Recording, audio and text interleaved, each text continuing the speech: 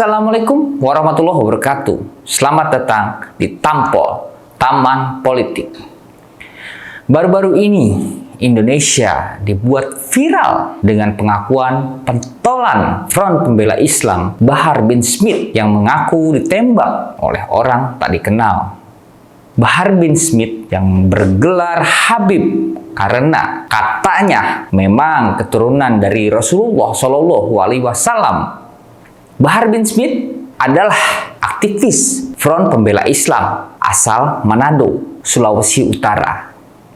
Bahar bin Smith mendapatkan gelar Habaib atau Habib dari garis keturunan sang ayah yang bernama Ali bin Sumaid.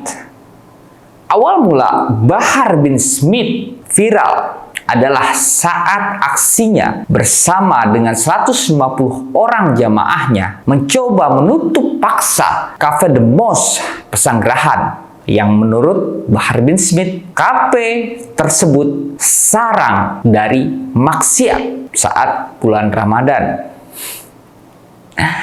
Dari sini aksi penutupan dan pengerusakan terhadap kafe-kafe oleh Bahar bin Smith mulai.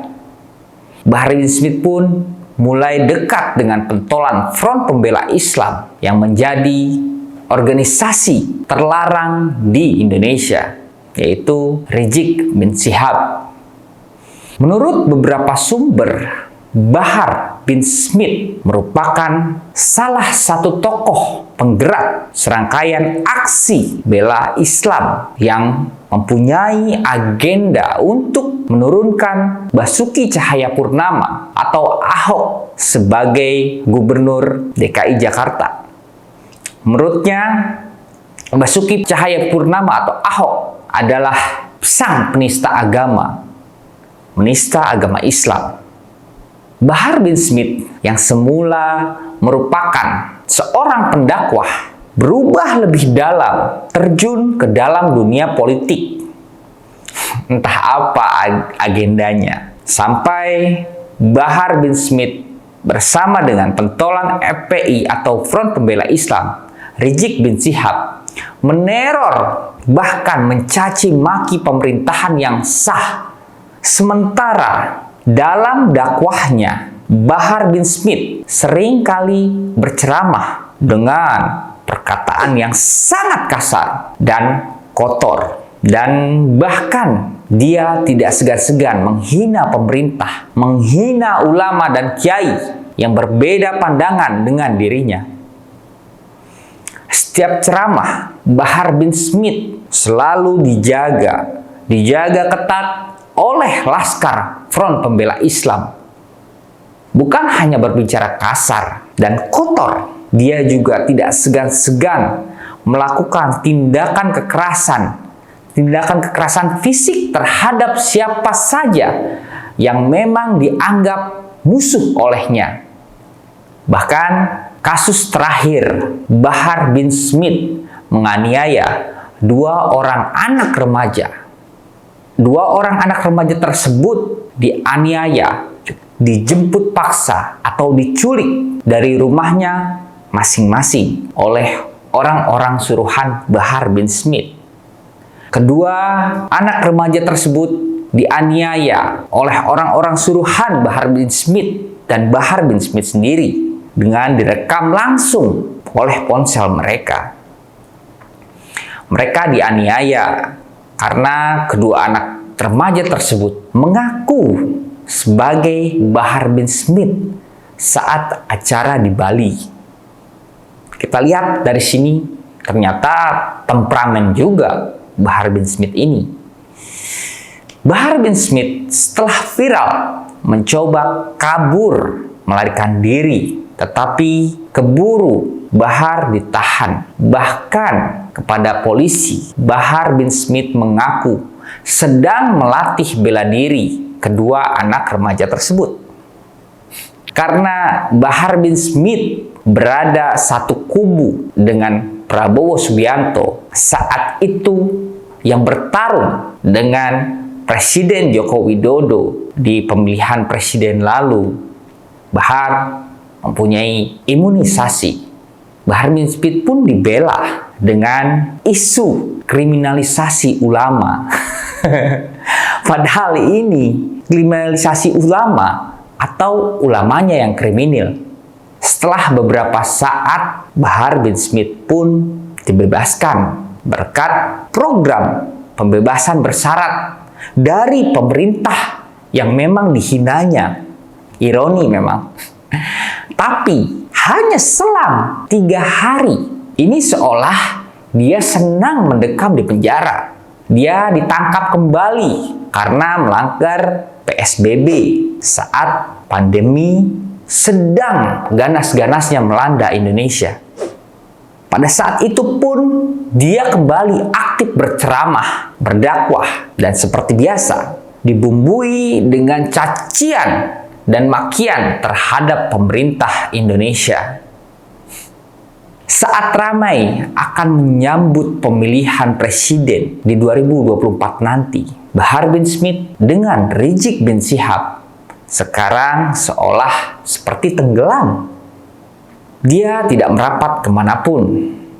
Tim Prabowo, Bahar bin Smith sudah sesumbar mengatakan Prabowo Subianto adalah pengkhianat bagi dirinya.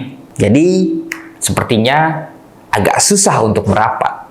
Ingin ke Anies Baswedan juga agak susah karena Anies Baswedan sedang menghilangkan stigma sebagai bapak politik identitas dari dirinya. Akhirnya, Bahar bin Smith hanya bisa berkonsolidasi dengan para pengikutnya saja. Mulai lagi pernyataan Bahar bin Smith yang kontroversial dan memang agak mengarah ke provokasi oleh Bahar bin Smith. Dia mulai diserang oleh para ulama dan para habaib setelah sebelumnya dirinya mengatakan bahwa Wali Songo bukanlah keturunan Rasulullah. Padahal bukti dan fakta Islam di Indonesia disebarkan oleh Wali Songo. Belum selesai kisruh pernyataan Bahar bin Smith tentang keturunan Wali Songo, dia membuat geger. Kemarin, Bahar bin Smith mengaku ditembak oleh orang tak dikenal di Kemang, Bogor. Bahar bin Smith membawa bukti, sorban, dan juga pakaiannya kepada polisi. Tapi, setelah polisi memeriksa ke tempat kejadian perkara, polisi tidak menemukan bukti apapun yang memang minim saksi, bahkan proyektil peluru yang harusnya ada di tempat kejadian perkara, polisi tidak menemukannya.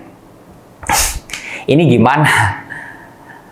Jangan sampai publik ini diprank lagi soal seperti ini. Karena dulu Ratna Sarumpait pernah mengaku digebuki, dipukuli, padahal dirinya habis operasi plastik. Sementara Bahar bin Smith mengaku ditembak, koleganya yaitu Novel Bamukmin malah sibuk mengurusi konser kedatangan Coldplay yang ingin manggung di Indonesia.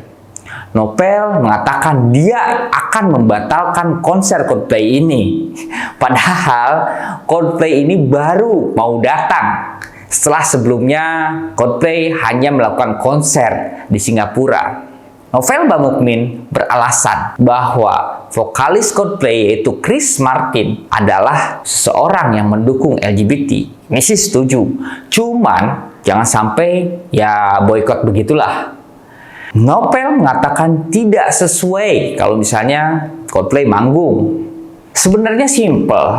Harapan rakyat Indonesia dan seluruh umat Islam adalah stop mencaci maki pemerintah dan mengkambing hitamkan Presiden Joko Widodo sebagai Presiden Indonesia atau sebagai orang yang bertanggung jawab. Indonesia adalah negara yang toleran. Jangan sampai dipecah belah oleh isu agama. Mari bersama membangun Indonesia dan hilangkan budaya politisasi atau politik agama. Yang lebih miris lagi ya politik identitas itu. Indonesia dan pemerintah sudah benar dengan melakukan sertifikasi penceramah, karena selama ini banyak para penceramah yang memang hanya melakukan cacian, makian, ujaran kebencian terhadap pemerintah yang sah, tanpa mereka memberikan solusi untuk apa ke depannya Indonesia, bahkan lebih menjurus pada mempolitisasi Islam. Pemilu 2024 nanti memang lebih baik saja jika semua para kontestan adu visi, adu misi, bukan mencaci dan membawa-bawa agama demi mencapai impian, yaitu memegang kekuasaan Indonesia. Sampai di sini tampol kali ini, kita ketemu di tampol-tampol berikutnya. Salam tampol. Wassalamualaikum warahmatullahi wabarakatuh.